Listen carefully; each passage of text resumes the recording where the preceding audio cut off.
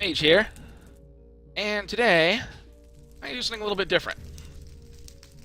Usually I go through step by step, me building everything. Today I'm starting on the opposite end. What I'm going to do, start out with a tour of all the things I built, then run a series of little mini-sodes showing building the various things. If you've been watching, I notice things look a little different. Some different stuff in the background there. Towers aren't all the same size they were before. And let's go see what I've been up to. Alright. Well, we're on top of my keep here. Keep/residence tower. They mean the same thing. Yeah, in case you're wondering. Close that.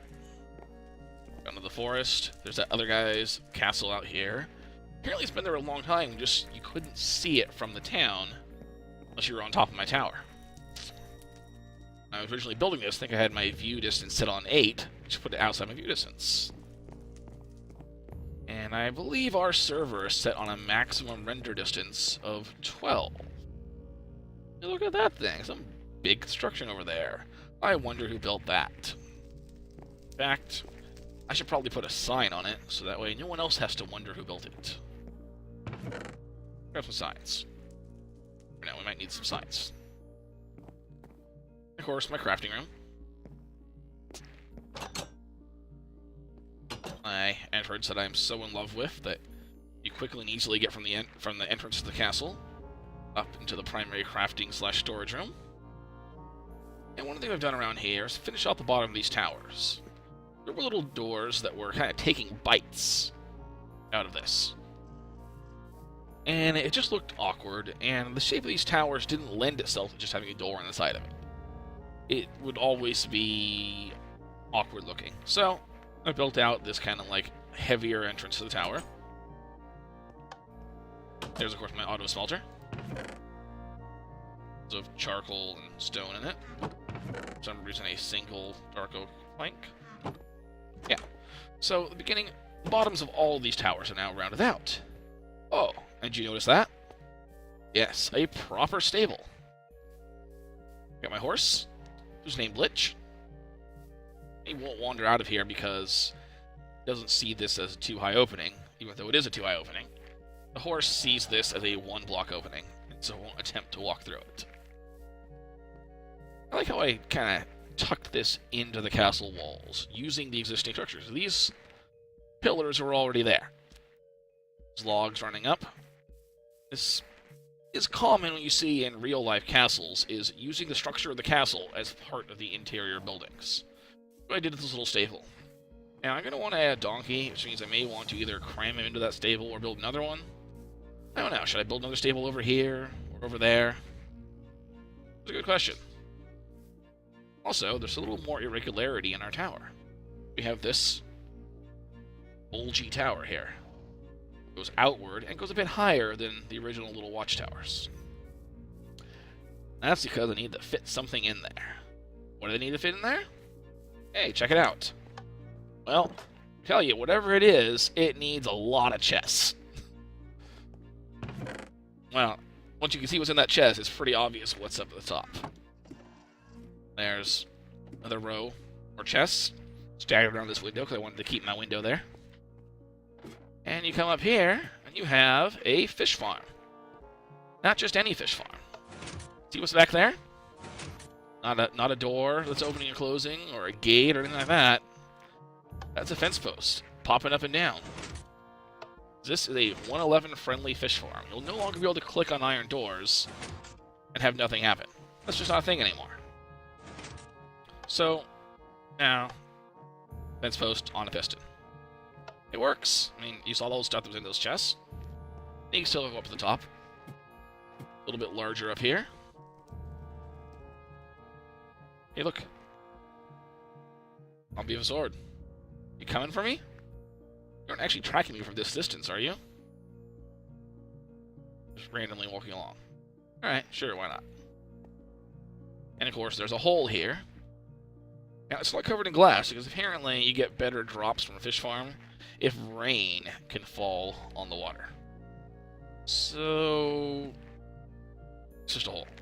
Without putting a fence around it, but a fence would use up most of the space up here. So, just don't fall in. And if you do, it's not going to kill you. Not going to break anything. Fortunately, the wiring for my fish farm ultimately left a hole in this wall over there. Which, I mean, it looks like there's a little window from a distance. It's, yeah, no big deal. I don't feel like rebuilding just to cover up that one opening.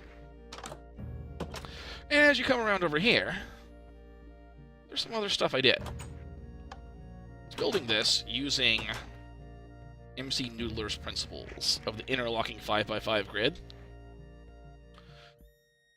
which would have had this a little bit farther back. As you can see, this is more than 5 blocks wide. It is. And it kind of had to be in order to fit both those critical castle features and fit all my redstone. I got my portcullis. Very fast portcullis. Boom. And this now projects out a bit farther. Oh, I fell off a bridge. Damn it. Alright, wait, come back up here. Come back up here. These little things here, and this iron bars up there, and you can see the pistons through this little window up there, just like before. But now it's set back a little bit. So you come in here, jump up here. Now you can actually walk across here. And you have a murder hole. Bam! Murder hole. This is important. Does this not have this flame? Oh, there's the flame. It was just boom. It was viewing exactly edge on, so I couldn't see it. Awesome. Without that, this area in front of the gate would have been completely immune to being attacked by people inside the castle. And that's not how you make a castle. And I want my castle to be a real castle. I will sacrifice all sorts of appearance things to get a functional castle. These other little murder holes on the side. And you go across here. And, of course, there's another murder hole right here. And even if you feel like it, there's a couple little holes here. Mainly this spot's for shooting straight down. It's for shooting out here. And stuff farther away can be shot from the top. I know, it's not really going to be used for that, but... So?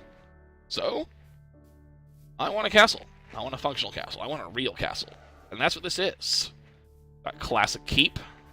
Semi-isolated from the edges. See? They're here, these little short walls so people can't just climb over from the outside.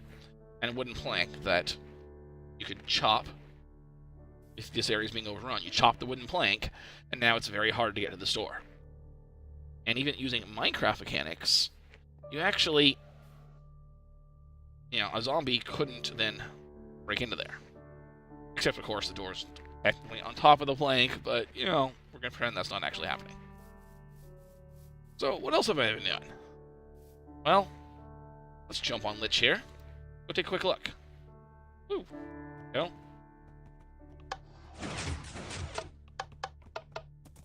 Quickly this way. Avoiding any zombies. Now, I'm not the only one's been doing stuff. Use MC has disabled the villager eater, stuffed a bunch of villager over there. I think he got rid of the guy with efficiency 5, which is kind of unfortunate, because I really like efficiency 5. Stuck a villager out here as a zombie trap, so zombies come running up to here. Of course, it's not really dark enough, so it doesn't produce that much, but it does give them a pretty good helping of rotten flesh. Trade to the priests.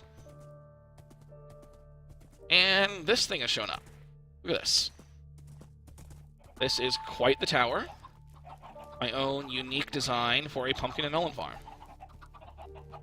All the other ones out there, and the super narrow ones were pretty inefficient. The super efficient ones were complicated and had an enormous footprint.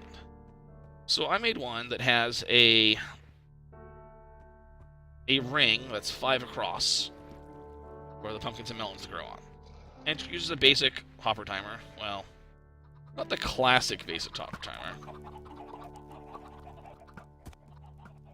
It uses Get off the horse. Damn it. Alright, there we go. A no piston hopper timer. Which is important because I've had so many problems with piston-based ones. Now, this one still has problems, actually. I found it's been duplicating items. So when I started out with a full 5 stacks, it would occasionally duplicate an item, and then the thing would stop running because now it had more than one hopper would hold. Oops. So now it's quite a bit less than that. If it duplicates, it'll take a long time to get up to there. Every time it cycles. Now, interesting thing about the design, the redstone runs from one side to the other, and then up a level, and then back across. So it's sequentials. Usually only 4 pistons at a time fire in little circles going back and forth. Now obviously it's not 100% perfect, occasionally one gets stuck. But that sequential firing reduces lag. So you try to fire 64 pistons at once, that's going to create a lag spike on the server. And I want to be popular on the server, that's why I'm making these little public works projects. If I wanted to piss everyone off, why am I making public works projects in the first place? And giant lag spikes, those are going to piss people off. Let's put my credits on here. Oh, caps lock is on. Created by Mage. There we go. Yeah, it's like signing it. Yeah, so I don't want to create a giant lag spike and piss off everyone. So, sequential firing. It's only a few pistons are going at once, so it's not, spiking up the whole server with horrible lag. And you know what? I think it's working pretty well, because, okay, that chest isn't full yet. This one's mostly full. This one, look at that. Someone came and took some pumpkins. Look at that. Alright, I take 9 of these. 1, 2, 3, 4, 5, 6, 7, 8, 9. And we're going to craft these real quick. Bam, bam, bam. Fast forward. Alright, well, now I've cleared a few melons out of here. Clearly someone took a whole bunch of pumpkins and didn't take the melons. You can tell that. You get a lot more melon slices than the pumpkins, but there were no pumpkins in all these upper ones. I don't think my pumpkins are not growing. I think someone just wanted pumpkins. Yeah, over these are mainly for trading with villagers, because you really don't need that many otherwise. And it is a lot more convenient to just use pumpkins. Frankly, at least, so many melons. Melons. I just gotta throw them on the ground. Let them despawn. And you know what? This is annoying me too. Bye-bye stuff. Goodbye. Sit there, gently rotating. Until 5 minutes goes by and you all disappear. Yeah. Anyways. Yeah, melons are a hassle because it takes so long to craft them back into melons. And the pumpkins are actually worth, if anything, slightly more. I think you only need 10 pumpkins for that, per emerald with that villager over there. And you need 12 friggin' melons. But having both helps. And, it works out well. Get lots of emeralds. Got a whole bunch of enchantments out of them. Alright. Now, pumpkin melon farm, not the only thing I've been doing. Something else in here. Something mysterious. Now, previously, I just slapped the doors on here. This had a bite taken out of it in order to have a door, and it looked stupid. Well, now it's a nice, solid tower all the way up with a not exactly hidden button. It blends in. You can find it. Very, very simple piston door. About as simple as you can get with a piston door. Yay, it's an amazing hidden door. I can't imagine anything could possibly be more amazing than that. No, I couldn't. Oh, wait. Yes, I could. Look at that. No sign it was ever there. Plop a torch on this block. It pops it off. You come down here. And a short time later, little timer back there will close it for you. On this side, just a button. That's it. A very fast staircase designed by Purple Dragon Nuke, I believe. Excellent, very quick design. Pretty damn small design. I mean, it's not that small, but as far as these go, yeah, it's unusually small. And here, what do we got down here? This little tunnel. And it's going along, and oh look, there's the river. There's a squid. You can see the castle up there. Some sort of structure up there. I wonder what structure that is. Oh, look! It's the world of Cobble, also known as Monk's hidden underground part of his base. So it connects right through to Monk's base, which I've been using as my base early on when I was living in his basement. But now, I don't have to go outside. I don't have to, like, brave all the dangerous creepers and skeletons and zombies. Garbage chute? Interesting. That actually goes. Just, like, wash it out? Or is there, like, cactus down there somewhere? I can't really see. I may have to ask Monk when he comes back. Anyways, so we have his little enchanting room. We add a little bit around the top. Make it a little bit cozier. Come in here, you slap a torch on that bookshelf. Secret bookshelf door! Also on a timer like the other one. Bam. There it goes.